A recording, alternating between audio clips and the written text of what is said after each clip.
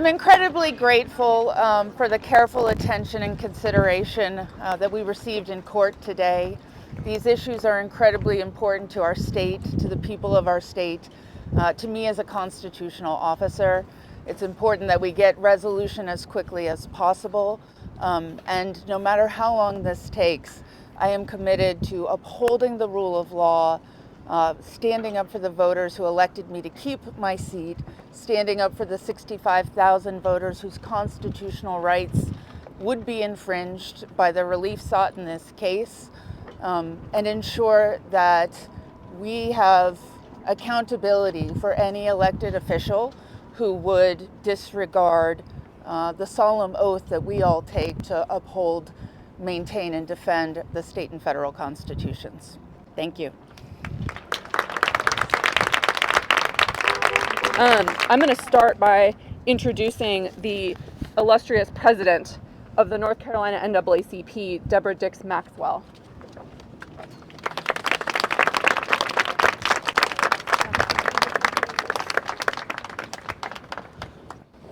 Good morning. We really shouldn't be here. This should have been decided already.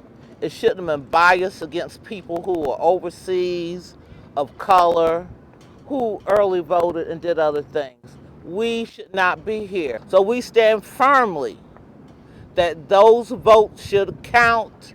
Judge Riggs should be instated.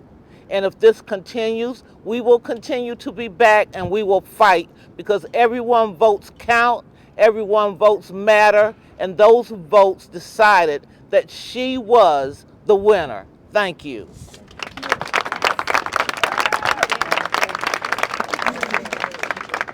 Next, we're going to hear from Marcus Bass, Deputy Director of North Carolina Black Alliance.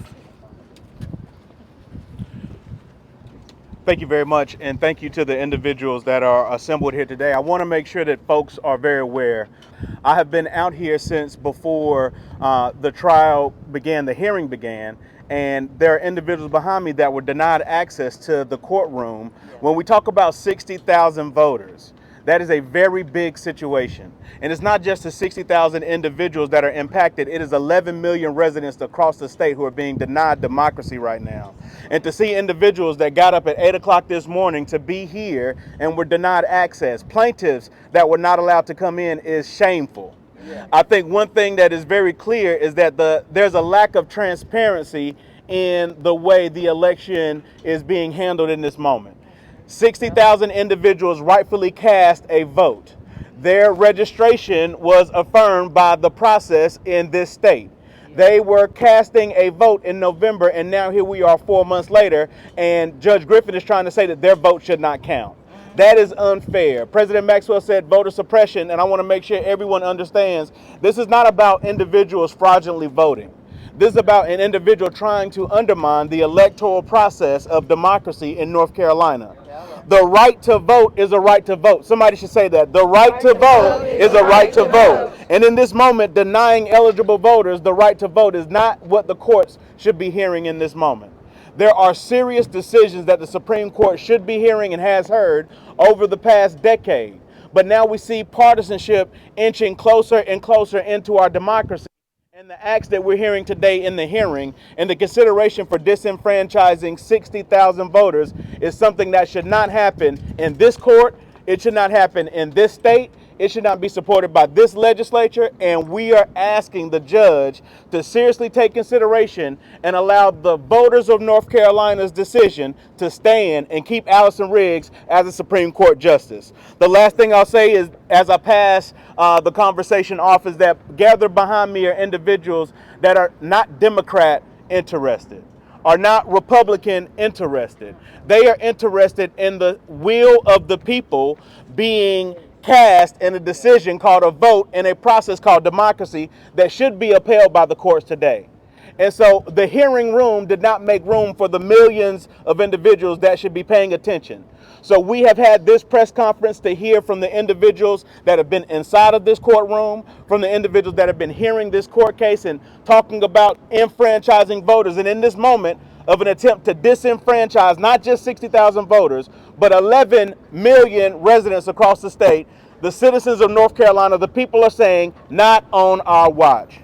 Thank you very much.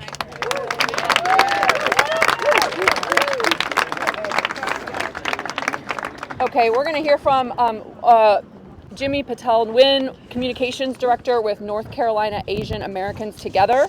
And after him, we'll start hearing from affected voters. Thank you. Good afternoon. I'm Jimmy Patel-Nguyen, Communications Director at North Carolina Asian Americans Together. And I'll just get straight to it. Judge Griffin wants to throw out 60,000 votes just because the results didn't go his way. And he's mostly targeting Black, brown, and Asian voters. That's not election integrity, that's voter suppression.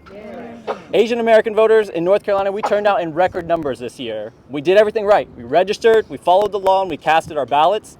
And yet, Judge Griffin's challenge targets Asian voters at nearly 3 times the rate of white voters. That's not a case of someone being a bureaucratic stickler. That's an attack on our right to vote. It's a direct attempt to intimidate our communities and to make us question whether our votes will ever truly count. But let me be clear, they count. Every single one of these 60,000 votes is legal. This election was counted, recounted, and confirmed twice. Judge Griffin lost. He can't change the rules after the game is over. We've seen this playbook before, moving the goalposts and sowing distrust or doubt and trying to silence voters of color, but we refuse to let that happen. Asian Americans are the fastest growing voting bloc in North Carolina, and we're using our voices, and we're making our votes count.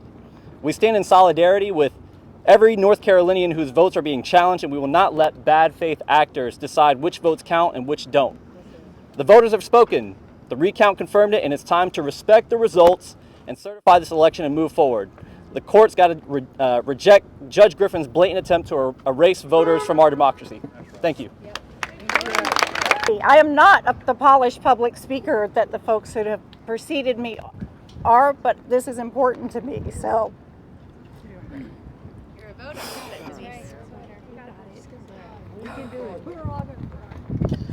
I have been registered to vote in North Carolina for over 20 years. I have been a registered voter for over 40 years.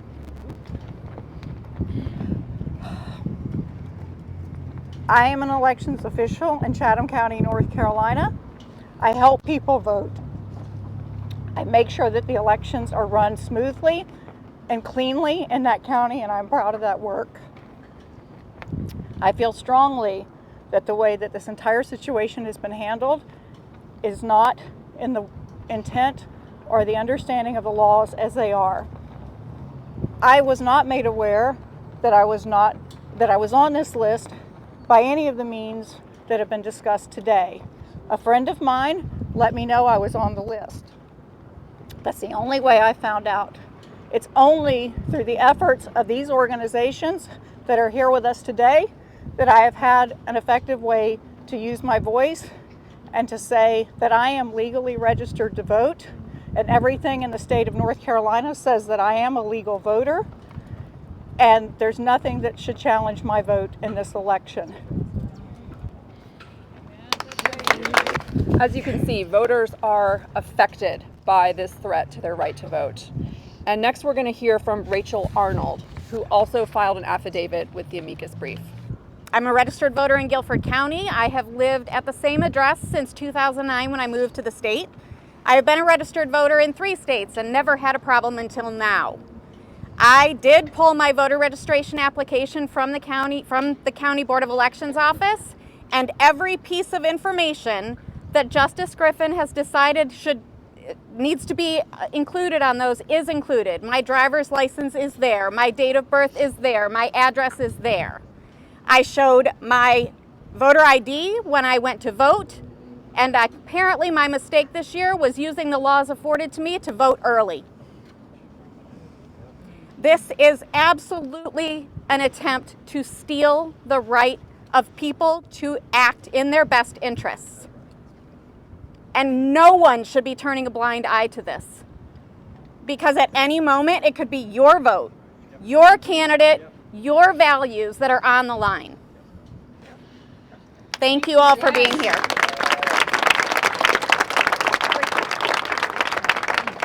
Thank you. Next, we're going to hear from Mary Kay Helling. 9 years ago, we moved back to North Carolina, and one of the first things we did was register to vote. I voted for 9 years, no issues.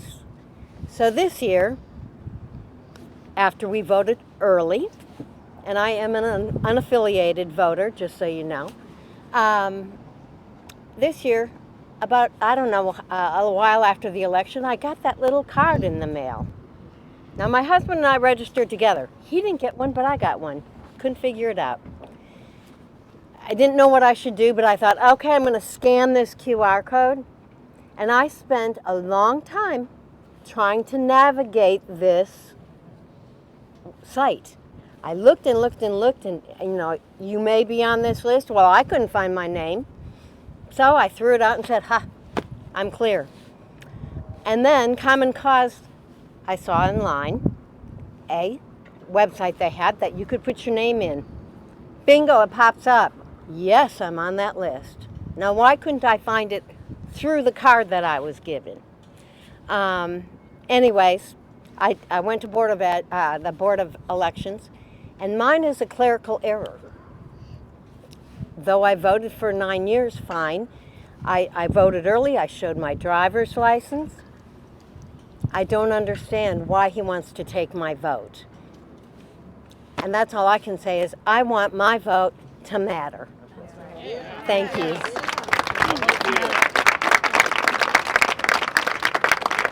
All right, we have two more voters this afternoon. We have Audrey Miggs. I serve as the Senior Policy and Advocacy Coordinator at North Carolina Asian Americans Together. I grew up in North Carolina. I was raised in Asheville and studied political science at Davidson College. I now work in Raleigh at an organization that works to uplift Asian American voices in our state. I'm on the grounds getting people registered to vote. I've advocated on Capitol Hill for educational access, and I plan to spend the rest of my career empowering communities and promoting justice for all. Despite my whole life being rooted in North Carolina and my dedication to serving my communities, Jefferson Griffin is trying to throw my vote away. And it's not just my vote. He's trying to throw away tens of thousands of votes, just like mine. I want to highlight for a moment how this is impacting the Asian American community here in North Carolina. This year, more Asian Americans voted in our state than ever before. As an Asian American myself, and as part of an organization that serves our population, I'm very proud of our community's growing voice. And as our community continues to grow, so does its potential impact.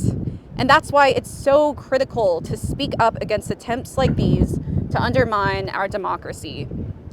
Earlier this month, our organization called over 1,400 Asian Americans whose votes had been challenged in this race to ensure that they were aware of the situation and know how they can protect their vote in future elections, despite not having done anything wrong in the first place.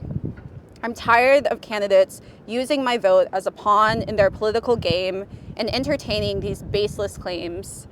The AAPI community turned out in record numbers for this election, and Judge Griffin is attempting to cut those numbers down. I and so many other organizers did the work to bring those record numbers to the polls, and certain politicians want to throw that work away. So again, on behalf of myself and the many Asian American voters affected, the thousands of other North Carolinians who Judge Griffin is attempting to disenfranchise, I'm calling on him to respect the recount that reaffirmed Justice Riggs's victory, and on the North Carolina Supreme Court to respect the will of the voters. Regardless of party or ethnicity or background, each and every one of the voters affected by the shameless power grab deserves to have our voices heard. Thank you.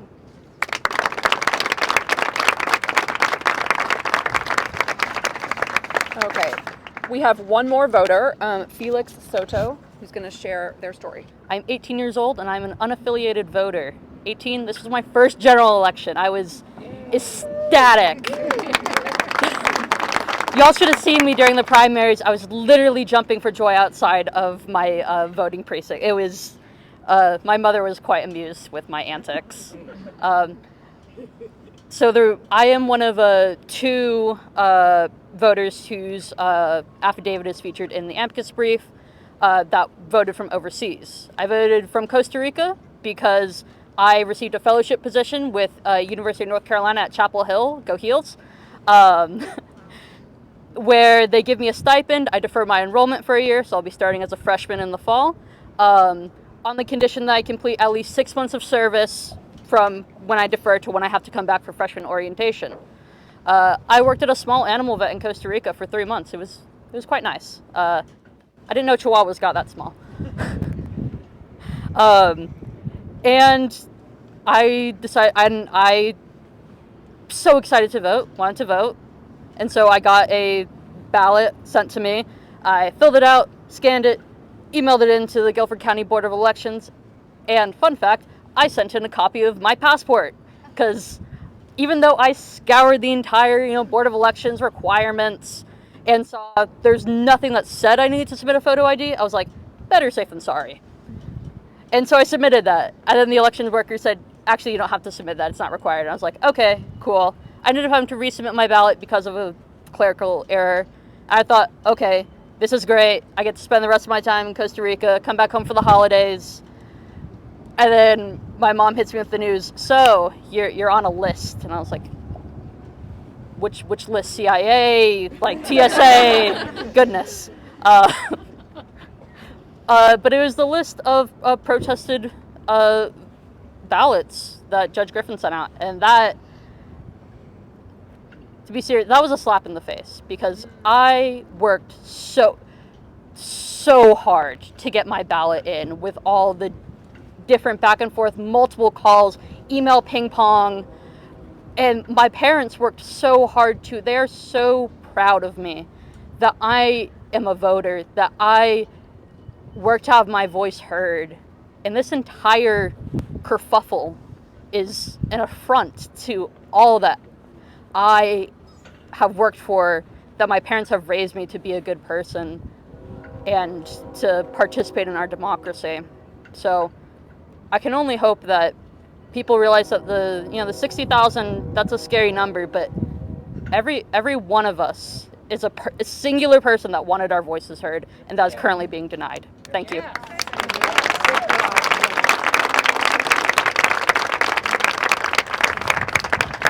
All right, while I wait for Hillary Klein to come down here and share, I'm just going to share very briefly. There are a lot of voters, 60,000, 65, many more thousand voters across North Carolina who might have questions about what they can do if they're on the list and what they should do. And one thing I want to let folks know is that Common Cause North Carolina and dozens of our partners across the state are organizing rallies all across North Carolina starting next weekend, the 15th to the 17th, including a rally here in Raleigh at the state capitol at noon on Monday the 17th. These are places for people who are affected by this to come together and speak out. But we also encourage folks to go to our website, ccnc.me/Griffin, ccnc.me/Griffin. That is where you can find a link to look and see if you are on the list. It's an opportunity to get suggestions for how you can speak out online, reaching out to local media, telling other folks that you're on the list and how you feel about it. And you can also get information about how to reach out to your county board of elections to see if there's anything you can do to make sure that your vote counts. So I want to really encourage folks to go there. And I'm going to pass it now to Hillary Klein from Southern Coalition for Social Justice, who's going to talk a little bit about what to expect next in the legal framework here, and then we'll take questions. Hi, good afternoon, everyone. Hillary Klein with the Southern Coalition for Social Justice. I am very privileged to have represented 26 of the impacted voters, as well as 7 nonpartisan organizations that are fighting back against this attack on our elections. Elections are for the voters to choose their leaders, not for the leaders to later pick and choose their voters. This is absolutely required for us to have election integrity and for us to have secure elections, that it is our voters who are picking our leaders. The court heard today a host of reasons, many independent ways and reasons that these election protests should be dismissed. They should be dismissed immediately. I think we can expect a court decision in the next week or coming weeks. The court indicated it would rule swiftly on this. Unfortunately, after that, I think we can also expect appeals, and I think we can also expect this to go all the way up again. I will note that the federal courts have noted that there are federal interests and federal claims at issue, and they have reserved jurisdiction. So it's possible this will also go further, and we will see proceedings in the federal courts as well. But what is absolutely crucial is that our courts step in and do their job to protect the voters of this state. Yes. That is why they are in office. That is why they have the power to decide things that they have. And we are imploring the courts to step in and protect not just the impacted voters who are able to step up in this litigation and provide affidavits, but all 65,000 voters and all of the voters of this state who are provided the right to dictate who sits in those seats of powers. Because it is the voters and the will of the voters that must dictate our future, and not leaders picking the voters instead. Thank you. My name is Kat Robles, it's R-O-B-L-E-Z, and I am Senior Voting Rights Counsel at For Justice. So we represented our clients today along with Hillary. We heard arguments from both sides on all of the protests that were filed. Obviously, our position is that all of these people, as Judge Riggs's lawyers and the state board lawyers argued, registered lawfully. We believe that they did everything they needed to do. And one argument that was made inside today that I want to reemphasize is that this is unprecedented. You may feel like you hear a lot about protests. This is not the normal kind of protest. We've had 400. You ask for the recount, you accept what happens after that. So what happened in court today is not normal. This is not a normal protest. This is not a hearing we normally have. This is something entirely new. These are mass challenges. Essentially, the argument from Griffin's lawyers is that they are simply asking for the rules that were in place at the time to be applied. We believe that what they are asking for is to change the rules after the election. We heard from voters, include people who work at the boards of election, that they followed every rule. They were never told that there was any problem. And a lot of them followed up and said, here's a document that proves that you did everything right. So that's what was discussed in there today. I think as Hillary already said, there's no decision from the bench. You know, they need to consider everything and let us know what the next decision is going to be. There are so many different ways that this could go. It's very hard to predict at this point. But I would expect the parties to request, if they want federal court review, to put any order that the state court has issued on hold. If there's no questions, I have like a short personal privilege, which I just want to highlight. Latino voters. It was a really tough year for Latino voters. I think anyone who worked in this cycle knows that they were targeted so much more than they ever have been. A lot of false claims about people being not citizens, and we saw Latino voters 4 times more likely to be on this list than a white voter after everything else they went through, after they followed every rule, after they showed up after being intimidated. So I just want to lift that up to say how fundamentally unfair this is for everyone, and as everyone has said, it disproportionately affects Black, Brown, Latino, and AAPI voters who are already the ones being attacked by everything else, and they already jumped over every hurdle that's been put in front of them. And this is just a slap in the face, and I just want to uplift that community as well while we're here today.